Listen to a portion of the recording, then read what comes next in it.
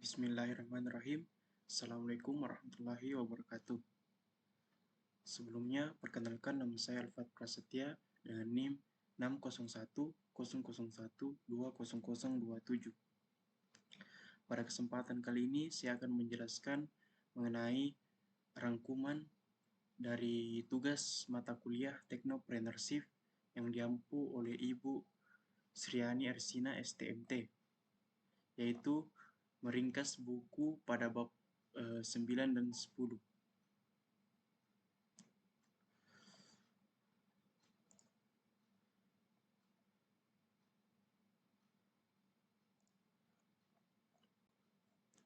Jadi langsung saja untuk mempersingkat waktu, yaitu bab 9, etika bisnis dan profesionalisme kewirausahaan.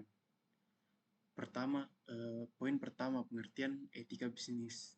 Menurut Hill dan Jones, pengertian etika bisnis merupakan ajaran dalam membedakan antara benar dan salah dalam memberikan bekal kepada setiap pimpinan perusahaan ketika mempertimbangkan pengambilan keputusan strategis terkait dengan masalah moral yang kompleks. Poin kedua yaitu tujuan etika bisnis. Etika bisnis bertujuan untuk memberikan dorongan bagi kesadaran moral dan memberikan batasan bagi para pengusaha atau pebisnis untuk dapat menjalankan bisnis secara jujur dan adil, serta menjauhi bisnis dari penipuan yang merugikan banyak orang atau pihak yang memiliki keterikatan. Selain itu, etika bisnis mempunyai tujuan agar bisnis dapat dijalankan dan dicetuskan seadil-adilnya dan sesuai dengan peraturan perundang-undangan yang telah disepakati. Adapun poin ketiga yaitu prinsip etika bisnis. Prinsip yang pertama yaitu prinsip otonomi. Prinsip otonomi dalam etika bisnis adalah kemampuan dan sikap seseorang dalam mengambil tindakan dan keputusan berdasarkan kesadarannya sendiri tentang apa yang menurutnya baik dan yang dapat dilakukan. Yang kedua, ada prinsip etika bisnis yang saling menguntungkan. Pelaku usaha harus menjalankan usahanya dengan sebaik-baiknya agar semua pihak yang terlibat dapat memperoleh keuntungan. Ketiga yaitu prinsip kewajaran etika bisnis. Keempat, prinsip etika bisnis moral integrity. Yang kelima, untuk setiap bisnis ada prinsip yang memandu etika. Prinsip etika berfungsi untuk berpedoman bagi para pemimpin dan sejumlah karyawan. Berikut beberapa prinsip dari etika bisnis. Yang pertama ada integritas, yang kedua ada loyalitas, yang ketiga ada kejujuran, yang keempat menghormati dan peduli, dan yang kelima keadilan. Adapun contoh pelanggaran etika bisnis, yang pertama pelanggaran hukum, yaitu sebuah perusahaan yang melakukan PHK namun tidak memberikan posongan sama sekali. Yang kedua, pelanggaran kejujuran.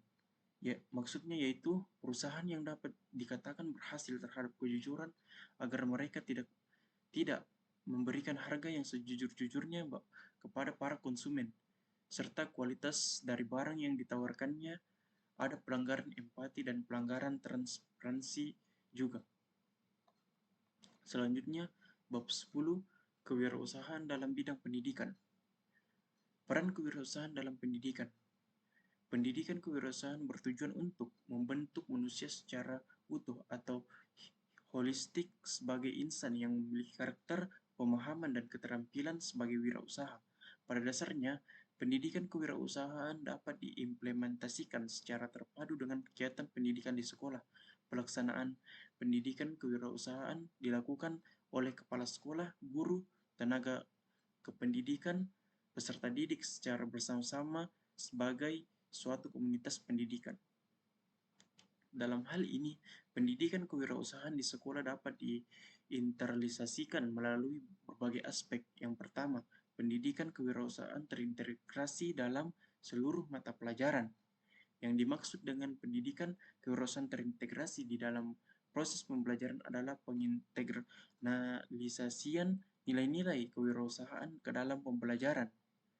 Yang kedua, pendidikan kewirausahaan yang terpadu dalam kegiatan ekstrakurikuler. Kegiatan ekstrakurikuler adalah kegiatan pendidikan di luar mata pelajaran dan pelayanan konseling untuk membantu pengembangan peserta didik sesuai dengan kebutuhan, potensi, bakat, dan minat mereka. Yang ketiga, pendidikan kewirausahaan melalui pengembangan diri, serta yang keempat, perubahan pelaksanaan pembelajaran kewirausahaan dari teori ke praktik.